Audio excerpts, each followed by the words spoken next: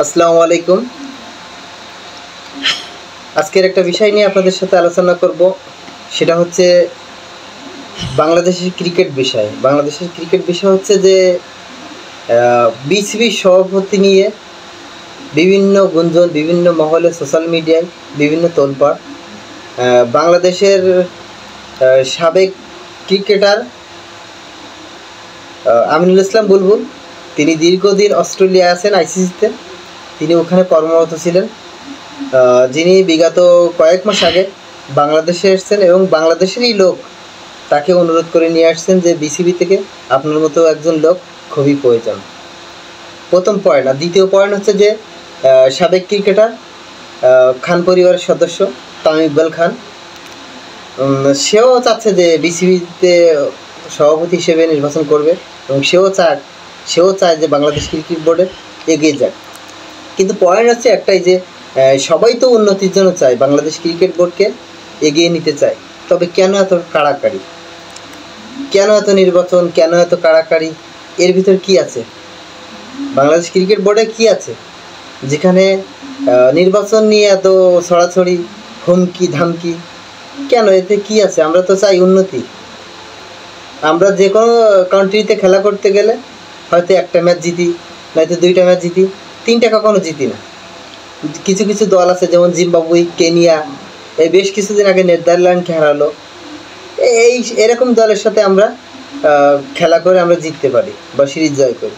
কিন্তু বড় বড় যেমন দল আছে India, south Africa, England, Pakistan, তাদের সাথে আমাদের হাড্ডাহাড্ডি লড়াই হয়, কিন্তু হাতে গোনা কয়েকটা ম্যাচ জিতি, একটা ম্যাচ জিতি।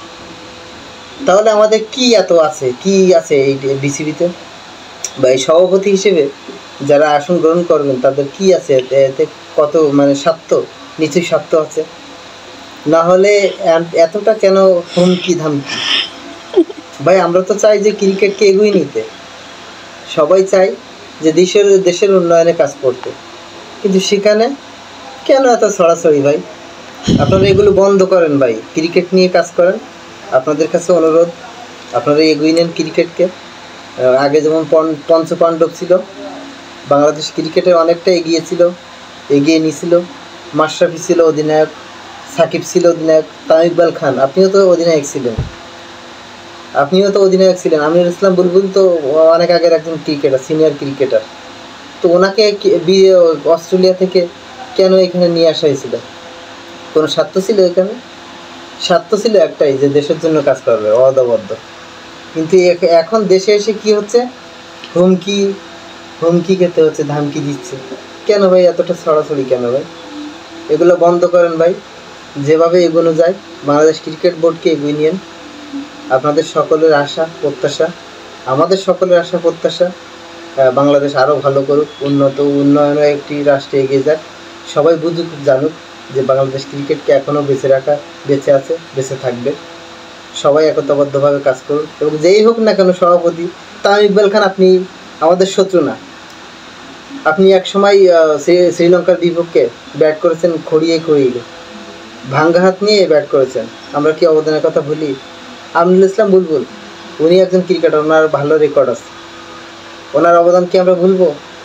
আর উনি যেখানে আছেন এখন বর্তমান বিসিবিতে দায়িত্বে আছে, তো ওনার অবদান তো অনেক। আপনাদের সকলেই সুস্বাস্থ্য কামনা করি, ভালো থাকবেন, সুস্থ থাকবেন। আসসালামু আলাইকুম।